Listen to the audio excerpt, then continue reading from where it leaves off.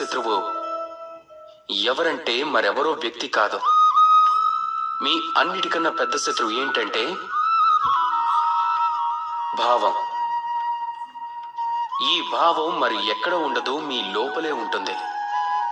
ఈ భావం మీకు నష్టం కలిగించగలదు, మిమ్మల్ని దుఃఖించేలా చేయగలదు.